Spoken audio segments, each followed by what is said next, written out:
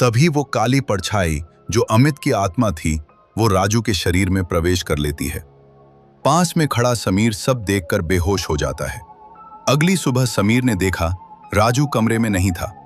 तभी उसे पता चला वो सुबह ही अपने घर छुट्टी लेकर घर चला गया। राजू के जाने के बाद समीर को लगा कि शायद सब कुछ एक बुरा सपना था, लेकिन हॉस्टल के उस कमरे की दीवारों में दबी सिसकियां कुछ और ही कह रही थीं।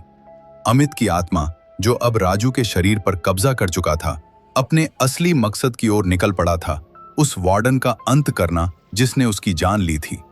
राजू, जिसके अंदर अमित की रूह थी, वो अपने घर नहीं गया था, बल्कि वह हॉस्टल के पीछे पुराने स्टोर रूम में छिपा था।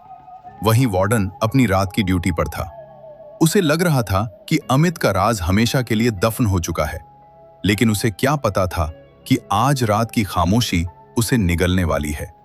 आधी रात को वार्डन के केबिन का दरवाजा अपने आप चरमराते हुए खुला। वार्डन ने चिल्लाकर पूछा, कौन है वहां? सामने अंधेरे में राजू खड़ा था। उसकी आंखों की पुतलियां पूरी तरह काली हो चुकी थीं और चेहरे पर एक अजीब सी ठंडी मुस्कान थी। वार्डन ने डपटते हुए कहा, राजू, तुम तो घर चले गए थे, यहां क्या कर रहे हो? तभी राजू की जगह अमित की भारी और गूंजती हुई आवाज निकली, घर कैसे जाता सर, अभी तो हिसाब बाकी है, और हंसने लगा। तभी राजू ने हवा में उड़कर बोला, पहचाना नहीं मुझे? हा हा हा हा हा। तभी वार्डन के पैरों तले जमीन खिसक गई। उसने पीछे हटने की कोशिश की, लेकिन केबिन का दरवाजा अपने आप लॉक हो गया। अचानक कमरे का तापमान गिरने लगा। तभी अमित की आत्मा धीरे धीरे वार्डन की तरफ बढ़ने लगा। उसने वार्डन का गला एक हाथ से पकड़कर उसका शरीर हवा में उठा लिया। वार्डन छटपटाने लगा। उसे वही मंजर याद आने लगा जब उसने अमित का गला घोंटा था। अमित फुसफुसाया, तुमने मुझे उस अंधेरे कमरे में तड़पाया था, अब तुम्हारी बारी है। तभी उस आत्मा ने वार्डन को पंखे से लटका दिया और वार्डन की मौत हो गई। अगली सुबह जब हॉस्टल के छात्र जगे तो वार्डन के केबिन का नजारा देखकर सबकी रूह कांप गई। केबिन के अंदर सब कुछ बिखरा हुआ था, लेकिन वार्डन पंखे पर लटका हुआ था। दीवार पर कोयले से एक लाइन लिखी थी, बदला अभी पूरा नहीं हुआ है। समीर, जो अभी भी सदमे में था, भागते हुए उस स्टोर रूम की तरफ गया। उसने देखा कि कमरे का ताला टूटा हुआ था। अंदर फर्श पर राजू बेहोश पड़ा था। जब राजू को होश आया तो उसे कुछ भी याद नहीं था कि वो वहां कैसे पहुंचा या उसने रात भर क्या किया। सुबह पुलिस आई, छानबीन हुई, लेकिन कोई सबूत नहीं मिला। कुछ दिनों तक सब शांत था, पर अमित की रूह का गुस्सा सिर्फ वार्डन तक सीमित नहीं था। वो उस धोखे की आग में जल रही थी जो नेहा ने उसे दी थी। अमित ने नेहा से सच्चा प्यार किया था, लेकिन जब वार्डन उसके पिता ने उन्हें पकड़ा तो नेहा ने अपनी जान बचाने के लिए और पिता की नजरों में बने रहने के लिए अमित पर ब्लैकमेलिंग का झूठा इल्जाम लगा दिया। उसी झूठ की वजह से वार्डन ने अमित की जान ली थी। अब बारी नेहा की थी। वार्डन के मरने के बाद नेहा बुरी तरह डर गई थी। वो शहर छोड़कर अपने मामा के घर चली गई थी ताकि उस हॉस्टल और अमित की आत्मा से दूर रह सके। उसे लगता था कि वो बच गई है, लेकिन अमित, जो अब भी राजू के शरीर का इस्तेमाल कर रहा था, उसे ढूंढते हुए वहां पहुंच गया।